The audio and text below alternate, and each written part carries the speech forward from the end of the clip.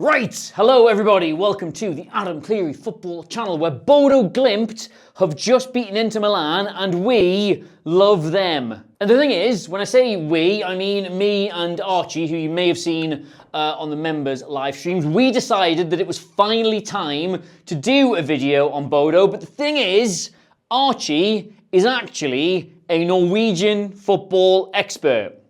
And it's not a euphemism for something weird, like he genuinely goes to Norway to watch games of football and he does the social media for Osana, who are a team in Norway. So he is way more knowledgeable about this than I am. So what we decided to do is, rather than he makes the video and I present it and pretend I knew all this, like some other channels would, we're just going to let him talk to you about Bodo instead. Now I know that's a little bit different, right? But I'm telling you in advance, because this is not easy to do, and I would like you all, please, to be nice to him, okay? YouTube needs more people that both understand and care about the things they're talking about, and he both does and does. So we're going to run the title card, then I'm going to disappear, and Archie's going to tell you why Bodo are so good, okay? Please enjoy, and be nice. Bye. Right, hello everyone, and welcome back to ACFC, the Adam Clery football channel. And yep, 10 points to Gryffindor, good spot. I am not Adam Clery, but more on that in a minute, because Bodo Glimt have just dumped Inter Milan out of the Champions League. And they've just been on a run of beating Man City at home, grabbing a 2-1 win at Atletico Madrid to just about squeeze into those playoff places, and have just beaten Inter Milan over 2 legs to go through to the next round. And do you know what? They could win the lot. Now, while Bodo Glimt are fantastic and amazing, and I'm going to tell you why in just a second, they're only the second best thing to come out of Norway. Number one is FOTMob, and if you don't have the app already, I don't know what you're doing with yourselves. They've just added heat maps, which is such a touch. They've got match reports, they've got live updates during the game. I've got it on my phone. They're brilliant. You can download the app through the link in our bio, so be sure to do that. So, as I mentioned, yes, I am not Adam. ACFC is becoming the Archie Corbett football channel for one day only. But yeah, Adam asked me to do this video because I've got a little bit of a background in Norwegian football, which I'll explain at the end if anybody's particularly asked. And yeah, let's get into why they're knocking out your favourite European sides from the Champions League, because it's incredibly interesting. But I think a little bit of context is needed before we get into that. So yes, Bodo Glimt are from a small fishing town in Norway called Bodø, in the Arctic Circle, which has about 50,000 inhabitants. They play their home games at the Aspmyra Stadium, which holds around 8,000 people. And they play all their home games on AstroTurf, which is the thing you might know them best for.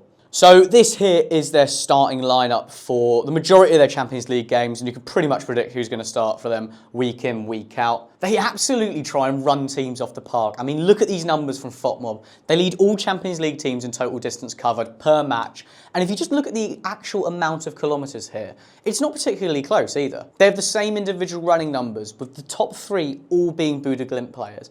And sure, that second stat is a little bit skewed because they've played more than any of the teams that aren't in the playoff round, but that playoff round still accounts for 16 of the 36 Champions League teams. So in my eyes, that's pretty impressive. So this 2-legged tie against Inter is the perfect example of their absolute versatility. And let's start with the first leg, because they put 3 goals past Inter Milan, who have conceded the second least amount of goals in the Champions League so far. So what the They played this game at an incredibly high tempo and forced Inter into all sorts of mistakes. Like, this is a clip of them just pressing the absolute life out of Inter, going entirely man for man all over the pitch and forcing what is an incredibly dumb pass straight into their midfielder, Sondre Fett. They break into the box quickly and effectively, and it's a brilliant finish from their star man, Jens Petter Hauge.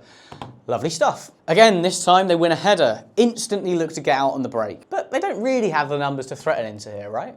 Sure, some Inter players are lagging behind the play, but it's not an area I'd be too worried about if I were the manager. But it's an inch-perfect choice, and more importantly, weight of pass that makes a difference here. Once again, being really quick and effective in their break, and they create a really solid chance out of it. And this last clip I want to show you from the Inter game in the first leg is an absolute masterpiece. If you haven't seen the goal yet, you're in for a treat. It's played around the back and then bam, one player takes 3 touches, the rest 1 and 2 touch only. It's the kind of goal that Guardiola's Barcelona would be proud of, capped off with a deft little flick from Kasper Høj into Fett, who finishes brilliantly. Little side note on Kasper Høj, by the way, because he was this close to joining Norwich for £7 million in January, and He's since gone on to score twice against Manchester City, once away at Atletico Madrid, and then once against Inter Milan as well. So I'm sure he's gutted he's not playing for Norwich, who are 18th in the Championship and lost 2-1 to Birmingham at the weekend. Weird world, isn't it, football? Crazy little sliding doors moment that for him. Anyway, like I say, the first and second legs showed the two very distinct styles that Bodo Glimt can play with. Incredibly technical and fast-paced in the home leg, putting it into the sword and putting themselves in a brilliant position going to the San Siro. Now, remember when I said that first leg, Pep Guardiola would have been proud of the goal that Bodo Glimt scored, and I stand by that. Well, this second leg is the kind of thing that Sean Dyche would have stood up and applauded. Bearing in mind they're sitting on a wonderful but always slightly precarious 2-goal lead going into this game, they sat in this incredibly narrow 4-4-2 block. Again, it's nothing fancy, but it didn't need to be. It was suffocating and immensely narrow, and it allowed space down these channels here for crosses, banking on their numerical advantage in the middle to win the ball and clear it, and by God did they. This here is all the crosses from both teams in that game. I've added Bodo's up here just to show you the stark comparison of styles in this game, because every single inter-attack was coming down this left and right hand side, largely from both wing-backs, and Bodo were able to create a vacuum in the middle that just allowed absolutely no space for Inter to play. And if I just quickly overlay this crossing map with this map here, now this is all of the blocks and clearances from Bodo Glimt players in this game. And once again, it just perfectly illustrates that they were able to sit in this 4-4-2 block, allow crosses in, invite Inter on, win the header, and just get out of there. Now, they frustrated the absolute life out of Inter Milan, but they got into half-time at 0-0, and the second half really opened up for them attacking-wise, and they were able to show much of their good play from that first leg, because they had less than nothing in that first half attacking-wise. I mean, like I say, look at this crossing map. Just there's one there, and it's unsuccessful, and it goes to nobody. But something as innocuous as an opposition throw-in right down by their touchline allowed them to apply their press perfectly. Now, I'm not sure how hard Akanji really was hit in the head prior to this. You can see the bandage around his head, but obviously the pass he plays is completely batshit and Bodo Glimt score. But once again, Bodo are able to force them into this position, and it looks like very little on the face of it, but it's what they do best. And after the goal, they had a few really good sequences on the ball. They're really able to show their on-ball quality. And this second goal, again, is an absolute thing of beauty. Like, the vision to see this pass between the lines, the run, the touch, the volley in at the bottom left-hand corner to make it 2-0. It's class, isn't it? And just look at the comparison in stats in that second half versus that first. It's really interesting because they're actually having less possession, but they're doing more with it, having more shots, and they've got a higher XG as well. And it's this idea of not just having possession for possession's sake that really sets Bodo Glimt apart. Now, you'll have to bear with me here because this stat is insanely convoluted, but there's actually some really interesting information hidden amongst the kind of weird wording. Now, this is rankings for teams who have the most under 10-metre passes going past over 4 opposition players per 90. Now, that obviously sounds like the most random criteria for a stat you might have ever heard, but what it really means in human terms is they're insanely progressive, but they do it in really short passes. And once again, this just backs up the idea of them not being wasteful in possession. And again, look at their pass map from that second half. And you see all these forward arrows, all from these bunched together players in these kind of zones here where they love to have the ball. And once again, you get an idea of how truly efficient they are on the ball. There's so many forward passes, lots of long raking passes as well. They don't mess around with the thing. Especially the ones I've highlighted here from this defensive zone. There's very few that go backwards or sideways. Once again, they're all long balls forward or straight into the midfield so they can play it around in there. And this is where they're able to revert back to how they play in their league. Now, they're a very dominant team in their league. They've won 4 out of the last 6 Elite Series titles, and they play with a very heavy possession style football.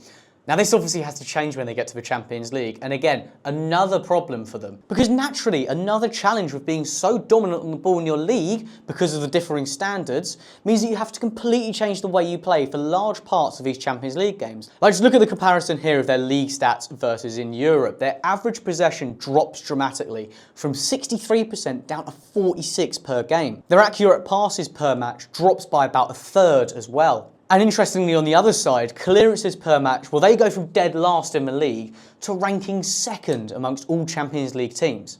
So they have to completely change the way they play from their league to the Champions League. And I know that's fairly common for smaller teams, but it just presents them with another challenge for the Champions League and makes this run so much more impressive. I'm going to keep saying it. So I've shown you both sides of how well Bodo Glimt are able to play in different scenarios. And I'm sure you get the idea now of just how good they can be, both defensively and attacking wise. Fundamentally, they're incredibly high energy, very well drilled, technically elite, and they have the ability to completely frustrate an opponent as well, which is just an added bonus. And just so we're clear, Bodo Glimt's last competitive game in the league was in November 30th.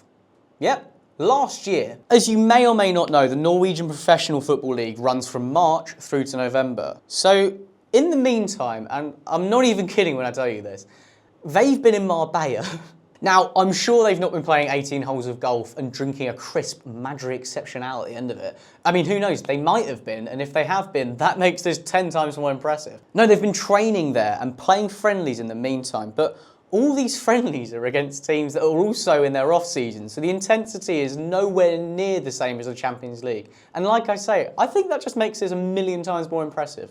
And look, sure, they have their weaknesses. They've not kept a clean sheet in the Champions League yet. They give up tons of chances and take huge risks on the ball. Take this from the game against Atletico Madrid. Sure, they ended up winning it, but at this point it's 0-0. The ball is worked back to the goalkeeper, and nobody closes these absolutely monstrous gaps between the lines. One stray pass later, and they're incredibly lucky not to concede from here. So honestly, can they win the Champions League? I mean, probably not. I'd be amazed if they did. But can they knock out your favourite team on their way to the round after this and cause them absolute nightmares? Yeah, of course they can. I mean, look at the wins they've got so far. And what makes them so cohesive as well is their focus on homegrown talent. Not only is 9 of their starting 11 Norwegian, but tons of them are there for absolutely years. And loads have come from their academy as well. And just to strip it back from the tactics for 1 second, they recruit excellently, they're incredibly innovative, and they all have such a buy-in mentality. Just as a little aside, Norway has turned 60% of all of its pitches into AstroTurf because obviously they get really harsh winters. So if they all played on grass, they'd play like 4 games a season or something mad like that. And technically brilliant teams such as Bodo Glimt are just the absolute perfect byproduct of this. A month ago, apparently they had a 0.3% chance of getting through to the next phase of a Champions League, but they went on this mad run of wins, they did it, and can they make a deep run of the competition? I mean, you tell me. I think they're excellent. I think they've got Sporting or Man City in the next round, and whichever one of those two they play, they're going to cause problems. They've already beaten City once. I think over 2 legs, City probably have their number, but Sporting, I mean, why not? But yeah, like I say, he asked me to do this video because I watch an obscene amount of Norwegian football and don't really have a life. So yeah, I hope you enjoyed it. Normal service will resume. Adam will be back in this incredibly sweaty studio. I am dying here. It's the hottest day of the year. Good call doing it today, Archie. You can get me across all the socials that I'll make magically appear where my hands are. And until the next time, remember to subscribe as well. That's what people say.